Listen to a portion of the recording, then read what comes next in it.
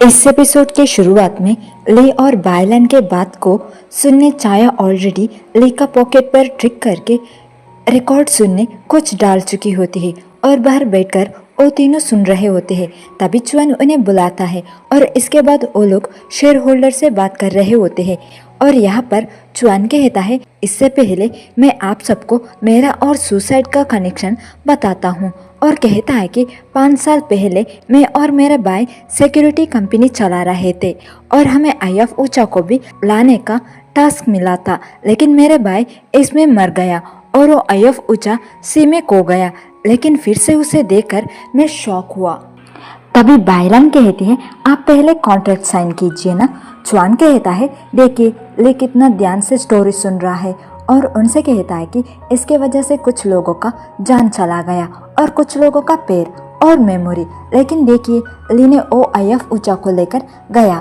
तो सू उन share holder से कहती है कि मेरे एक्सीडेंट से मेरी मेमोरी चला गई और ली मेरे ध्यान रखा और मुझे लोगों से भी दूर रखा और कुछ मेडिसिन देता था जो मेरी ट्रीटमेंट के लिए नहीं थी और वो मुझे उसका फियांसे भी बना दिया।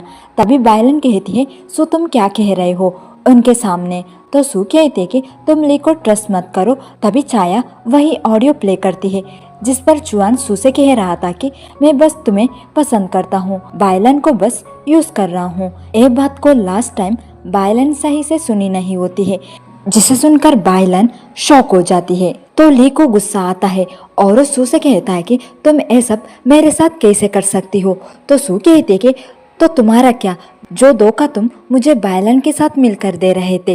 यहीं पर बायलन को ली और सू के ऊपर गुस्सा आती है और वो सू को थप्पड़ मारने जाती है, लेकिन चुआन बायलन को रोक लेता है। यहीं पर ली सू से कहता है कि तुम्हें मेमोरी आ चुकी है ना और तुम चुआन के साथ मिलकर मुझे बेवकूफ बना रहे थे, लेकिन तुम मुझे ऐसे कैसे कर सकते हो। तो बायलन ली को थप्पड़ मारती है और कहती है कि तुम क्यों अब भी बेवकूफ के जैसे बिहेव कर रहे हो। तो ली सू को सफाई देने लगता है कि मैं ये सब फोर्सफुली कर रहा था। देखो मैं तुम्हें मेरा शेयर को भी बिना एसिटेशन किए तुम्हें दिया हूँ। तो सू कहती है कि मैं तुम्हें क्यों ट्रस्ट करूँ। कल जब ओ पेनड्राइव और मुझे चूज करने का बारी आई थी तब तुम मुझे नहीं चूज किए थे और ओ शेर ओ पहले से ही मेरी थी। तो बायलन कहते कि तुम सुसाइड का रियल बेटी नहीं हो। तो चुआन उन्हें डीएनए रिपोर्ट देता है और कहता है कि तुम्हें पता है सू सुसाइड का बेटी है। तो बायलन कहते कि तुम्हें ये कैसे पता चला। तभी चाया कहते कि मेरे पापा को शक था तो मैं इसका इन्वेस्टिगेशन की थी। तभी चुआन कहता है कि अब तुम्हारा शेर को भी सू की नाम करो तो हम तुम्हें थोड़ी दया दिखा सकते हैं। तो ली बायलन से कहता है, तुम साइन मत करो, मैं ऑलरेडी उसे मेरा शेयर दे चुका हूँ, अगर तुम भी दिए तो कुछ नहीं बचेगा। तभी सू ली से कहती है कि तुम क्यों अब भी पीछे हटते नहीं हो। तो ली कहता है, मैं तुम्हें बचाया और तुम उन्हें मदद कर रहे हो।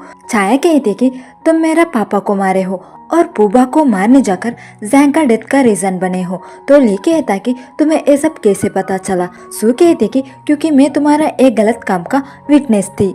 तभी हम एक फ्लैशबैक देखते हैं जहाँ पर एक्सीडेंट का जगह पर ली को आईएफ ऊंचा मिलता है। तभी पूबा भी आता है तो ली पूबा को मारता है, जिसे सू देखती है और बेहोश होती है। ये सब को सुनकर ली पूछता है, तुम्हें ये सब कैसे याद आई। सू कहते कि जब मैं चुआन को पहली बार देखी थी तभी मुझे याद आई थी। यहीं पर बायलन सू को मारने चाकू लेकर आती है, लेकिन ली उसे रोककर वहां से ले जाता है। फिर सीन चेंज होता है जहाँ पर सू सो रही होती है। तभी उसके पास चुआन आता है। तभी सू उठ जाती है। तभी चुआन कहता है, तुम्हें पहले ही याद थी ना, तो मुझसे ऐसे बर्ताव क्यों किए थे। सू कहते कि मुझे उतना याद नहीं थी, लेकिन जब मैं तुम्हें पहले देखी थी तब मुझे लगी थी कि मैं तुम्हें जानती हूँ। फिर वो दोनों वही जगह पर जाते हैं जहाँ वो दोनों पहले बार मिले थे। यहीं पर चुआन सू से कहता है कि बायलन उसके शेर को तुम्हें देने रेडी है।